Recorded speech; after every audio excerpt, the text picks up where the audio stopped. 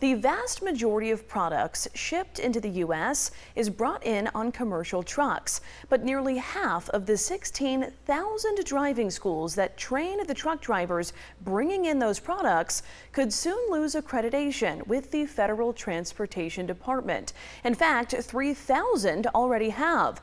Another 4,500 are on the chopping block. And this includes 10 schools here in southern Arizona, half of which already lost their accreditation. 13 News reporter Renee Romo is joining us live on the Northwest side. Renee, this all comes after a review found that many providers are allegedly not complying with government requirements. What did experts here say this means for folks at home?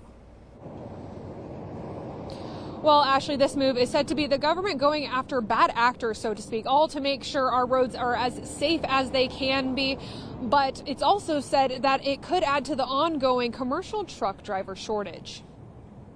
Ensuring truck drivers are qualified and eligible to hold a commercial license is the main reason for the government's crackdown, and it starts in the classroom. Amy Woods, director of schools at the HDS Truck Driving Institute, tells me they aren't concerned because they've always been compliant with what is required of them, but there are lots of bad actors who aren't. We are completely on board with finally the government coming in and saying, let's try and raise the standards of education. Woods tells me following curriculum, using qualified instructors, and having honest paperwork are the three main points the government has prioritized. And all of those factors combined amounts to about a 4-week-long course at HDS. It is not a one weekend, give us your money and we're going to give you a quick certificate. With certain school certifications at risk of being revoked, they'd no longer be able to certify drivers, thus leading to a loss of students and likely less drivers. Yes, I do believe there's going to be a shortage.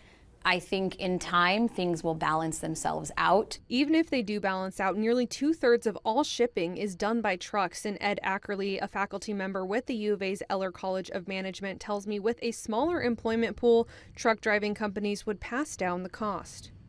That would then be transferred on down to the customer, and the customer would eventually pay higher prices because of the lack of truck drivers. And if there aren't enough drivers to distribute products, shortages could also become an issue. Then you'll see shortages on shelves eventually, and you'll see prices go up as that happens as well. So it has a ripple effect.